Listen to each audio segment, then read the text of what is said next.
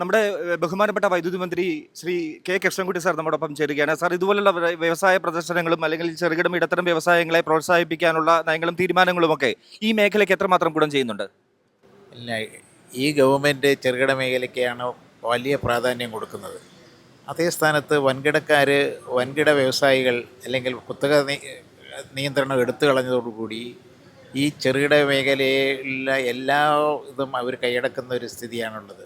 ഇപ്പോൾ food processing ഞാൻ നേരത്തെ പറഞ്ഞു, AI ഒക്കെ ഉപയോഗിച്ചുകൊണ്ട് വലിയ രീതിയിലുള്ള കടന്നുകയറ്റമാണ്. അത് ചെറുകിട മേഖലയ്ക്ക് നിലനിൽപ്പിന് തന്നെ അപകടത്തിലാകുന്ന സ്ഥിതിയിലേക്കാണ് കാര്യങ്ങൾ പോകുന്നത്.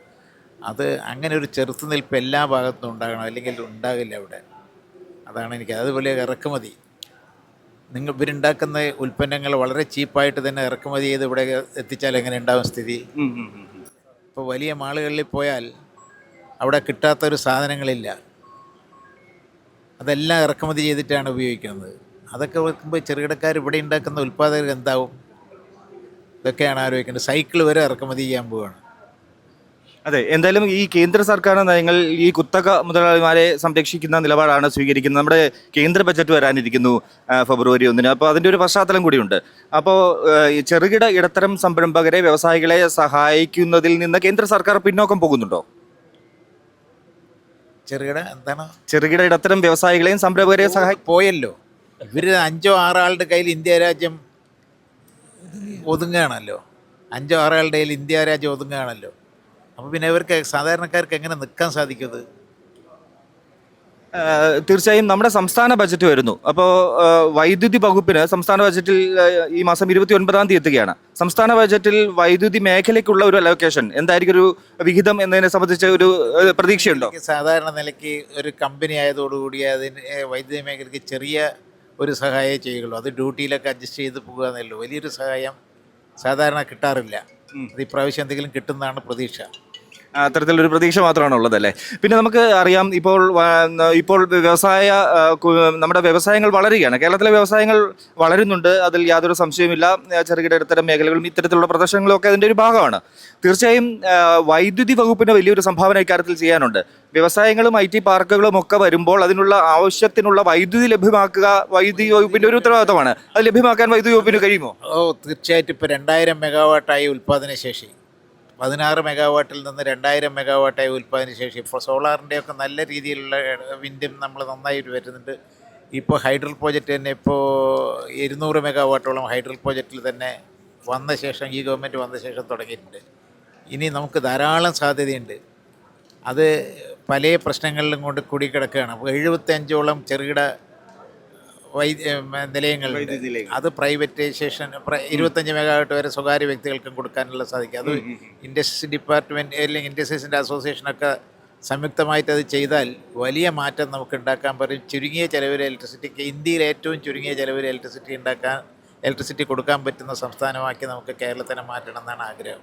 എന്തായാലും ഈ കേരളം ഒരു വൈദ്യുതി മിച്ച സംസ്ഥാനമാകുന്ന ഒരു കാലം വിദൂരമാണോ, അതോ അടുത്ത് എങ്ങാനും പ്രതീക്ഷിക്കാമോ? അതില്ലേ പ്രതീക്ഷയില്ല. 70% പുറത്തുനിന്ന് മേടിക്കുകയാണ്. 30% മാത്രമേ നമ്മൾ ഉണ്ടാക്കുന്നുള്ളൂ. നമുക്ക് ഉണ്ടാക്കാനുള്ള സാധ്യത ധാരാളം ഉണ്ടായിട്ടും നമ്മളത് പരിസ്ഥിതിയും മറ്റെല്ലാ കാരണങ്ങളും പറഞ്ഞുകൊണ്ട് 3000 TMC വെള്ളമുണ്ട് ഇവിടെ. 300 TMC വെള്ളം മാത്രമേ ഉപയോഗിക്കുന്നുള്ളൂ. ബാക്കിയുള്ള വെള്ളം കളഞ്ഞു പോവുകയാണ്.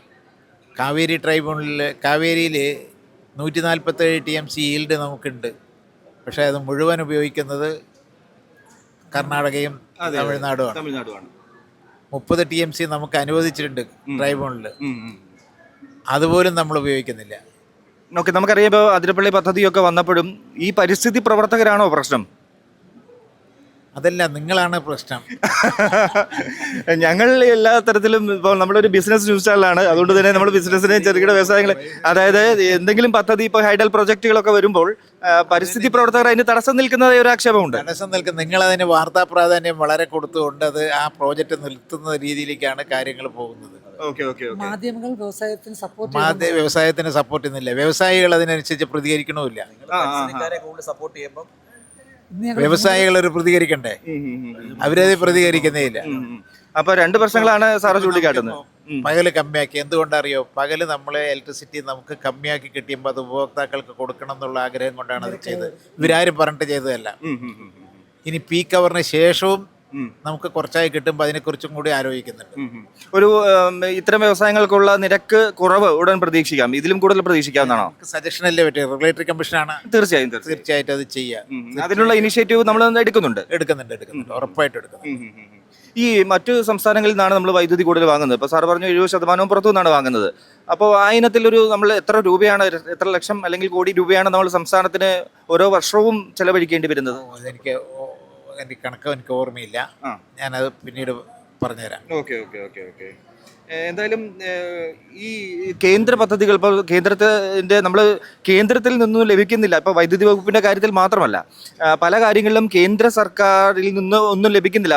നമുക്ക് കേരളത്തിൻ്റെ വിഹിതം ലഭിക്കുന്നില്ല എന്ന് നമ്മൾ ആക്ഷേപിക്കുമ്പോൾ അവർ തിരിച്ചു പറയുന്നത് കേന്ദ്രത്തിൻ്റെ പദ്ധതികൾ കേരളം വേണ്ട വിധത്തിൽ വിനിയോഗിക്കുന്നില്ല എന്നുള്ളതാണ്. അങ്ങനെയല്ല, ഇലക്ട്രിസിറ്റി ബോർഡിൽ അങ്ങനെ ഒരു പ്രശ്നമേ ഉണ്ടായിട്ടില്ല. ആ സഹായം കുറച്ച് കൊണ്ടുവരിക എന്നുള്ളതല്ലാതെ വേറെ ഒന്നും ചെയ്യുന്നില്ല. അവരെല്ലാം പ്രൈവറ്റൈസേഷന് വേണ്ടിയുള്ള ഒത്താശ ചെയ്യുകയാണ്. പൊതുമേഖലാ സ്ഥാപനങ്ങളെ നശിപ്പിക്കുന്ന ഒരു രീതിയിലേക്കാണ് കാര്യങ്ങൾ ഓരോ പോളിസിയും നീങ്ങുന്നത്. ഇതാണ് വെച്ചിരിക്കുന്നത്. എന്തായാലും ഈ തീർച്ചയായും വൈദ്യുതി വകുപ്പും വ്യവസായ വകുപ്പും ചേർന്ന് പ്രവർത്തിച്ചാലേ സംസ്ഥാനത്തെ ഒരു വ്യവസായ പുരോഗതി സാധ്യമാകൂ.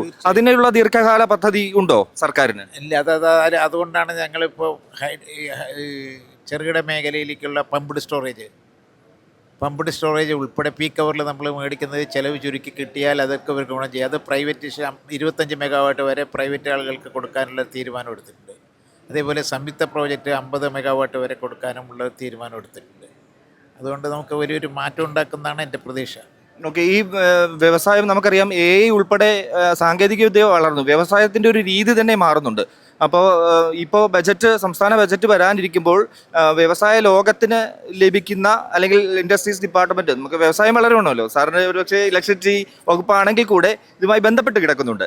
അപ്പോൾ അത്തരത്തിലൊരു മുഴുവൻ രീതിയിലുള്ള ഒരു പുരോഗമനത്തിന് സംസ്ഥാന സർക്കാർ എങ്ങനെയാണ് പ്രതീക്ഷ വയ്ക്കുന്നത്? വ്യവസായ വകുപ്പ് മന്ത്രി വളരെ താല്പര്യം എടുത്തുകൊണ്ട് ഇതുവരെ ഉണ്ടാകാത്ത രീതിയിലുള്ള ഒരു ഇടപെടൽ അദ്ദേഹം നടത്തിയിട്ടുണ്ട്. അതുവരെ ഒരുപാട് വ്യവസായങ്ങൾ ഇവിടെ വരാനുള്ള സാധ്യതയുണ്ട്.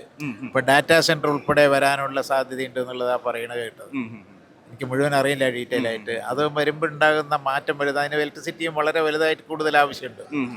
അപ്പോൾ അതെല്ലാം കൂടി, അതാണ് ഞാൻ തോറിയത്തിൻ്റെ കാര്യം പറഞ്ഞത്. നമുക്ക് ധാരാളം സാധ്യതയുണ്ട്. അത് നിങ്ങളെല്ലാവരുടെയും സഹായം ഉണ്ടെങ്കിൽ അതൊരു ജനങ്ങളുടെ ഭാഗത്തുനിന്നൊരു ആവശ്യമായി ഉയർന്നു വരുന്നില്ല, അത് വരണം. അതുവരെ ഇൻഡസ്ട്രീസുകാരും മിണ്ടുന്നില്ലല്ലോ.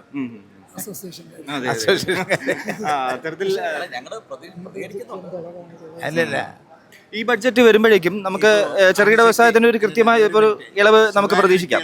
ശക്തി നിലയം കൊടുക്കാൻ തീരുമാനിച്ചു. ഇപ്പൊ പോളിസിയിൽ ചേഞ്ച് വന്നല്ലോ.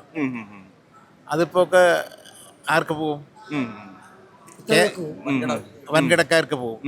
അതപ്പോൾ അവരുടെ കയ്യിലേക്കാകും നിയന്ത്രണം അവസാനം. അത് ചെറുകിടക്കാരെ ഇല്ലാതെയാക്കുന്ന ഒരവസ്ഥയിലേക്ക് പോയി എത്തും. കൃഷി പോലും പോവുകയാണ്. ഭൂപരിഷ്കരണ നിയമം എടുത്തു കളയല്ലേ, എടുത്തു കളഞ്ഞു. ഇതൊക്കെയാണ് സ്ഥിതി. മതി. ഓക്കെ, ഒരു കാര്യം കൂടി സാർ, ഇപ്പോൾ കേന്ദ്ര ബജറ്റ് വരുന്നു. കേരളത്തിന് ഏതൊക്കെ മേഖലകളിൽ നമുക്കൊരു പ്രാധാന്യം കിട്ടുമെന്നാണ് പ്രതീക്ഷിക്കുന്നത്? ഇപ്പോൾ എയിംസ് പോലെയുള്ള കാര്യങ്ങൾ അല്ലെങ്കിൽ വന്ദേ ഭാരത്, അതിനൊക്കെ അപ്പുറത്ത് കേരളത്തിന് മുഴുവനായി ലഭിക്കുന്ന ഒരു സംസ്ഥാനത്തിന് ലഭിക്കേണ്ട ഒരു വിഹിതം പൂർണ്ണമായി കേരളത്തിൽ ലഭിക്കുന്ന പ്രതീക്ഷയുണ്ടോ, അതോ പതിപോലെ തള്ളിക്കളയുമെന്നൊരു ആലോചനയാണോ, പ്രതീക്ഷയാണോ ഉള്ളത്? ഏറ്റവും വലുത് നമ്മൾക്കുള്ള ഇറക്കുമതിയാണ്. ഇറക്കുമതിയുടെ വരവ് കേരളത്തിന്റെ സമ്പദ്ഘടനയെ തന്നെ നശിപ്പിക്കുന്ന രീതിയിലാണ്. കുരുമുളക് നമുക്ക് ധാരാളം ഉൽപാദനം ഉള്ള സ്ഥലമാണ്, അവിടെ ഇറക്കുമതി തീരുമാനിച്ചു. നാളികേരം ഇറക്കുമതിക്കാൻ തീരുമാനിച്ചു. അപ്പോൾ ഈ കാർഷിക മേഖലയുടെ തകർച്ചയായിരിക്കും ഇതിന്റെ ബലമായിട്ട് വരിക. ഫുഡ് പ്രോസസ്സിംഗ് കമ്പനികൾ മുഴുവൻ വിദേശത്ത് നിന്ന് കൊണ്ടുവന്നിട്ടാണ് ഇവിടെ പ്രോസസ്സ് ചെയ്യുന്നത്. അതൊക്കെ കാർഷിക മേഖലയെ തകർക്കുമല്ലോ. AI വരുന്നതോടുകൂടി തൊഴിലവസരങ്ങളും നഷ്ടപ്പെടും. ഇപ്പോൾ റെയിൽവേയിൽ തന്നെ 10,000 ആളുകളുടെ എത്ര എനിക്ക് മറന്നുപോയി, തൊഴിൽ നഷ്ടപ്പെടുന്ന സാഹചര്യം. അതേപോലെ 12,000 ബാങ്കുകൾ ലയിച്ചു. 12,000 ബ്രാഞ്ചാണ് ഇല്ലാണ്ടായത്. ഇപ്പം ബാങ്കിൽ ഇപ്പം മാനേജർ മാത്രമേ ഉള്ളൂ, ബാക്കിയുള്ള ആളുകളൊക്കെ ഇല്ലാണ്ടായി. അവരൊക്കെ AI മാറി. ഓക്കെ സാറേ, ബാങ്കിൽ ആരും പോകുന്നില്ലല്ലോ, ഡിജിറ്റലായി മൊത്തം. സാറേ, ഇനി സമീപ ഭാവിയിൽ നമുക്ക് റെഗുലേറ്ററി കമ്മീഷൻ ഇടപെടലൊക്കെ ഉണ്ട് എങ്കിലും സംസ്ഥാനത്ത് ഒരു പവർ കട്ടോ അല്ലെങ്കിൽ താരിഫ് വൈദ്യുതി വർധന നിരക്കോ വർധനയോ എന്തെങ്കിലും പ്രതീക്ഷിക്കണോ? കേരള ജന അത്തരത്തിൽ ഭയപ്പെടണോ? ഇല്ല, അതിൽ ഭയപ്പെടാനുള്ള മുന്നൊരുക്കങ്ങളൊക്കെ ചെയ്തു വെച്ചിട്ടുണ്ട്. പേടിക്കണ്ട. പേടിക്കേണ്ട എന്നുള്ളതാണ് എൻ്റെ വിശ്വാസം. Okay, thank you very much sir. Minister K Krishnankutty സാറാണ് നമ്മളോട് വൈദ്യുതി മന്ത്രി നമ്മളോട് സംസാരിച്ചത്. എന്തായാലും അദ്ദേഹം കേന്ദ്ര സർക്കാരിനെതിരെ രൂക്ഷ വിമർശനം ഉന്നയിക്കുകയാണ്. കേരളത്തിന് അർഹമായ പരിഗണന കേന്ദ്ര സർക്കാർ നൽകുന്നില്ല എന്നുള്ളൊരു ആക്ഷേപം അദ്ദേഹം മുന്നോട്ട് വയ്ക്കുന്നു. അതുപോലെ കേന്ദ്ര ബജറ്റ് ഫെബ്രുവരി 1 വരാനിരിക്കുന്ന സാഹചര്യം, അതിലും വലിയ പ്രതീക്ഷ സംസ്ഥാനത്ത് മുഴുവനായി എന്തെങ്കിലും, അല്ലെങ്കിൽ സംസ്ഥാനത്തിന് വേണ്ടത്ര കേരളത്തിനൊരു പ്രാധാന്യം ലഭിക്കുമെന്ന് കരുതുന്നില്ല എന്നാണ് അദ്ദേഹം പറയുന്നത്. സംസ്ഥാന ബജറ്റിൽ തീർച്ചയായും ചെറുകിട ഇടത്തരം വ്യവസായങ്ങൾക്ക് അനുകൂലമായ സാഹചര്യം സൃഷ്ടിക്കാനുള്ള നടപടികൾ ഉണ്ടാകും. അത്തരത്തിലുള്ള പദ്ധതികൾ പ്രഖ്യാപിക്കും, അതിൽ പ്രതീക്ഷയുണ്ട് എന്നാണ് കൃഷ്ണൻകുട്ടി വൈദ്യുതി മന്ത്രി മൈഫിൻ ടിവിയോട് പറഞ്ഞത്. Fiji Thomas, MyFin TV, Kochi.